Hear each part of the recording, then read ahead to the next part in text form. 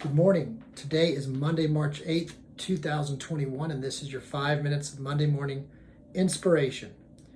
So, for the past couple of weeks, I have been talking about one of my favorite subjects, and this is how I like to start the day. I encourage everyone to embrace some type of quiet time practice, even if it's only 5 or 10 minutes. Over the years, I tend to set aside about 30 minutes to an hour, depending on the day. And I go through a very specific routine that serves me. And what it's intended to do is to help me prepare for the day by setting aside what I like to call the first fruits of that day. So I have a kind of little saying I journaled a couple of months ago about redeeming the first hour of the day, the golden hour. And it goes like this: we love ourselves in this way by giving to God the first fruits of our day.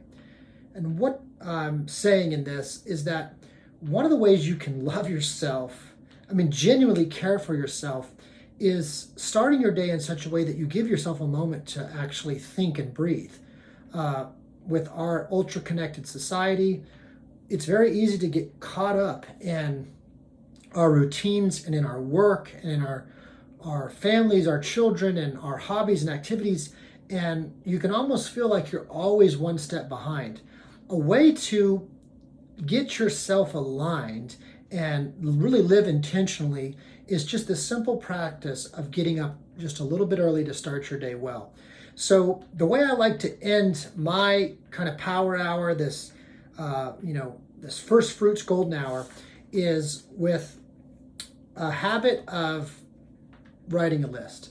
So there's a famous story, you can read about it. Various authors over the year have referenced the stories in their books. It's a story about Andrew Carnegie, and it goes something like this. In 1890, Andrew Carnegie, who was the wealthiest man in the world, was at some type of affluent social event, and present at the event was a young man who was earning a reputation for being kind of a time management expert, best practices guru. And Andrew Carnegie said to the young man, if you could provide me with, one good idea that helps me manage my time better and be a better businessman, I'll stroke you a check for 10 grand. Now, in 1890, $10,000 is a lot of money today, but it was a huge sum of money then. To put this in perspective, if you were to put that $10,000 into US dollars today in March 2021, that would be worth approximately $287,452.75. Pretty fascinating that Andrew Carnegie said, I'll write you a check for over $250,000 if you can help me manage my time better. So the young man responded with this advice. He said, every day when you get up, take a couple of extra minutes to get quiet and think about your day, and write a list of the top 10 things that you could do, and then prioritize that list by selecting the number one thing that you could go to work on that day, and attack that one task. And once you've completed it or you've made some progress, move down your list and stay focused on these high value tasks. So apparently Andrew Carnegie tried this out, and he liked it so much that in a couple of weeks, he actually sent a check to the young man for 10 grand for this piece of advice. So I want to share with you how I like to leverage this idea of working off of a list. Since I've spent some time in reflection and review and I've done some reading, I will have typically ran across something, or I kind of search for something that I consider to be of value.